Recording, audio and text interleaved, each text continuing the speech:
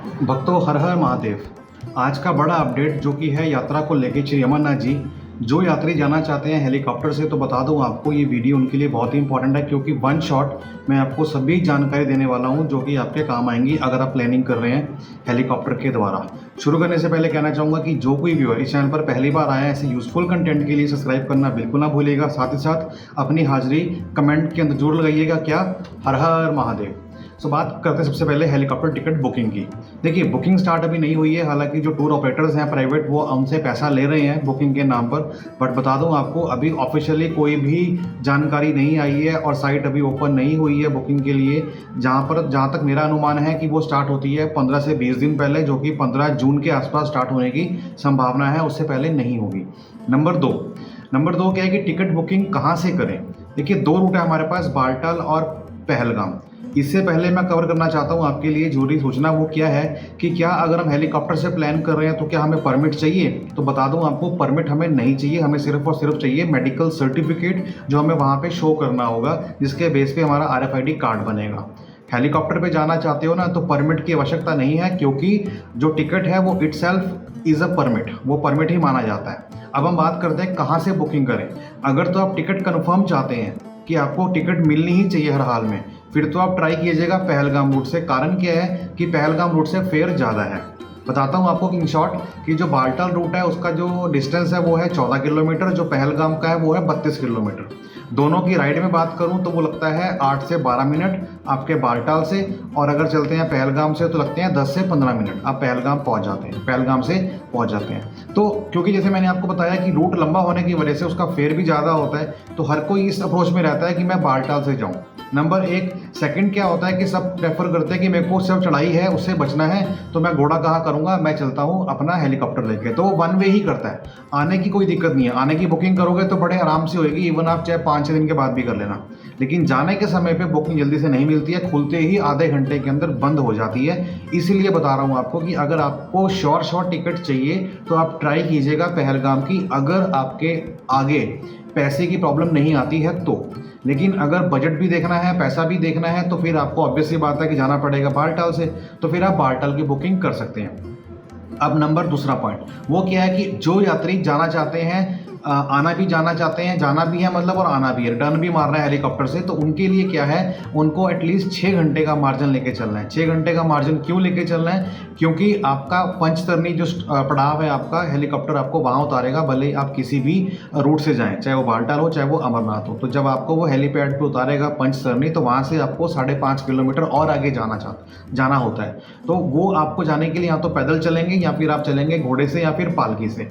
तो अगर आप चलते हैं घोड़े से तो घोड़े वाला आपको 1.5 किलोमीटर पहले उतार देता है, तो उससे क्या होगा, फिर आपको चलना पड़ेगा। तो जब आप हेलीकॉप्टर कर रहे हो इसलिए कर रहे हो ताकि आपको चलना ना पड़े, तो आई थिंक उसके लिए आपको पालकी करनी पड़ेगी। और पालकी का जो फेयर है वो राउंड होता है 3500 रुपये एक साइड का, और 2 साइड का आपका होता है तकरीबन 6500।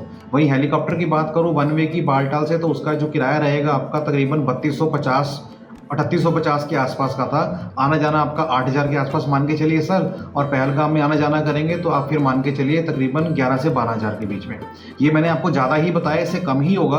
तो ये लास्ट टाइम का जो रेट था वो आपका 7200 आपका बालटाल से था, और 9600 रुपये आई थिंक आपका पहलगाम रूट से था। तो जो भी रेट्स आएंगे आपको बता दूंगा, आप उसको आप देख लीजिएगा। बट आपको करना क्या है, चैनल पर आपको जुड़ना है, सब्सक्राइब करना है, बेल आइकन पर प्रेस करना है, ताकि जब भी कोई वीडियो आए उसकी जानकारी पहले आप तक पहुंच सके। तो मैंने आपको बता दिया कि यात्रा परमिट हमें नहीं चाहिए, क्योंकि जो टिकट हमारी है वही परमिट का काम करती है।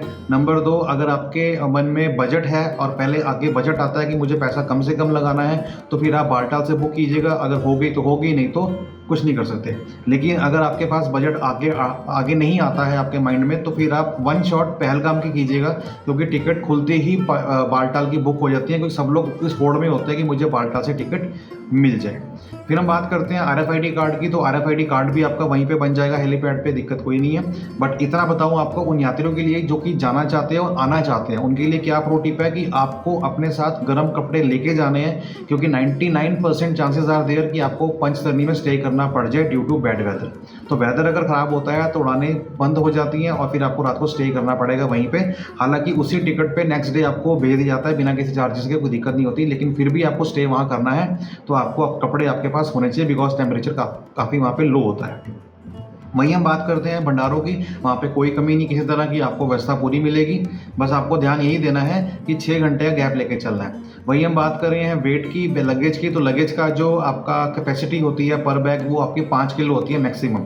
तो आप उसको 2 बैग में करिए, 1 बैग में करिए या 3 बैग में करिए, मतलब मैक्सिमम जो आपके साथ लगेज जाएगा वो 5 किलो तक का ही जाएगा।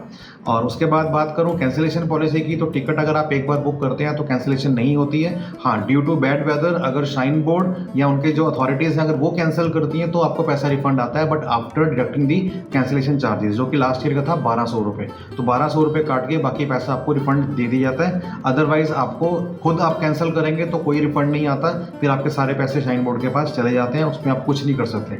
और अगर टिकट कैंसिल होती है और हेलीपैड जो अथॉरिटीज़ हैं वो करती हैं तो आपको फिर हेलीपैड टिकट काउंटर से उन पर स्टैंप लगवानी पड़ती है टिकट के प्रिंट आउट के ऊपर। अगर साइन एंड स्टैंप नहीं होंगे, रीज़न मेंशन नहीं होगा, तो फिर पैसा रिफंड आपका नहीं होता।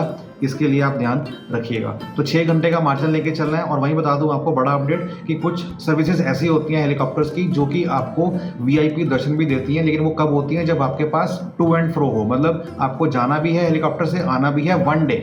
तो एक ही दिन अगर आपको आना जाना है तो आपको जो है प्रायोरिटी दी जाती है दर्शन की, जिससे आपका नंबर फास्ट आ जाता है। लेकिन उसके पहले आपको गुफा तक पहुंचना है, तो 5.5 किलोमीटर आपको पार करने होते हैं, भले ही आप जाए पैदल, भले जाए घोड़े से, भले जाए पालकी से।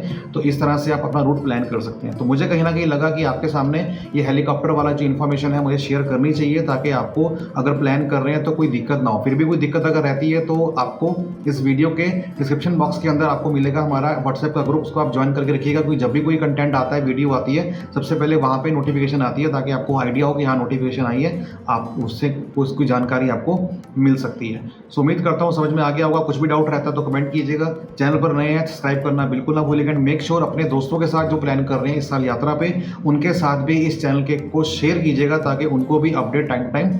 सो लगाइए हाजिरी कमेंट सेक्शन के अंदर। हर हर महादेव।